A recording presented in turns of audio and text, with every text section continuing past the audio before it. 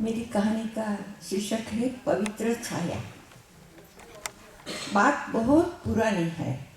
एक संत के परोपकारी निस्वार्थी स्वभाव की चर्चा सुनकर कुछ देवदूत स्वयं उसे देखने धरती पर आ गए। उन्हें आश्चर्य था कि कोई व्यक्ति इस तरह इतना निस्वार्थ परोपकारी हो सकता है। उन्होंने धरती पर आकर देखा, सचमुच संत सबसे बेखबर अपने स्वभाव अनुसार परोपकार में लीन था। एक गंध बिखरते फूल की तरह या प्रकाश बिखरते तारों की तरह। न फूल को इस बात की खबर होती है कि वह सुगंध बिखर रहा है और न तारे को भी वह प्रकाश कर रहा है। संत की दिनचर्या दो शब्द में इस तरह कही जा सकती है कि वह देता था और भूल जाता था। उसके चेहरे पर सदैव एक सहज मुस्कान तेरा करती। परोपकार की भावना से उसका मुखमंडल दीप्त रहता।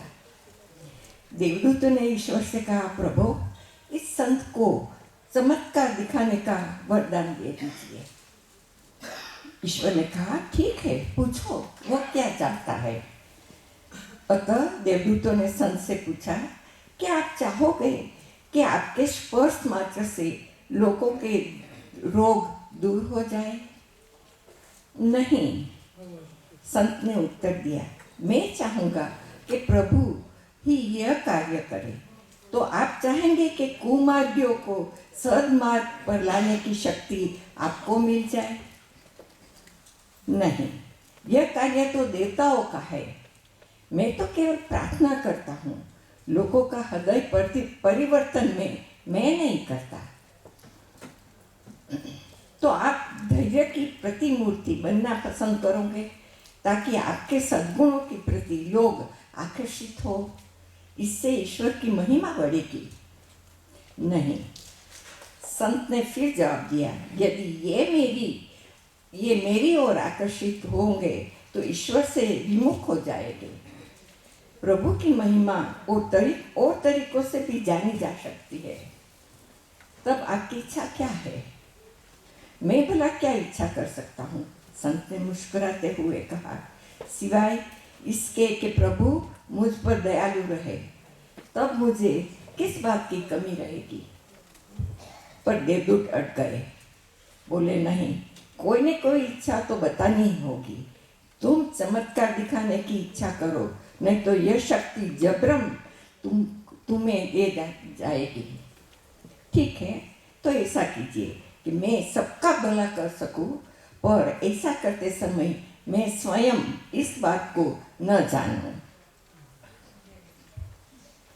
देवदूत असमंजस में पड़ गए। उन्होंने आपस में परामर्श किया। फिर एक योजना बनाई कि जब भी संत की छाया उसके अगल बगल या पीछे की ओर पड़े तो उससे लोगों की दुख दर्द, रोग शोक आदि दूर हो जाए। इससे संत को पता भी नहीं चलेगा। और फिर ऐसा ही हुआ। अब संत की छाया का प्रभाव चमत्कारी हो गया। जिस मार्ग पर वह चलता, आसपास की धरती हरी भरी हो उठती। इसकी छाया पड़ते ही मुरझाए फूल खिल उठते, बीमार बच्चे स्वस्थ हो जाते, दुखियों के दुख मिट जाते। पर संत को इसकी कोई खबर न थी। उसको अपनी छाया के चमत्कारी प्रभाव का ठीक उसी तरह पता भी न था जैसे एक फूल को पता नहीं होता कि वह सुगंध बिखेर रहा है या एक तारे को उससे प्रकाश किरणें फूट रही है। लोगों ने कभी संत से उसकी छाया के चमत्कार की बात नहीं की। धीरे धीरे वे उसका नाम भी भूल गए। वे उसे पवित्र छाया के नाम से पुकारने लगे और वो अजनबी पथिक बन गए। Thank you.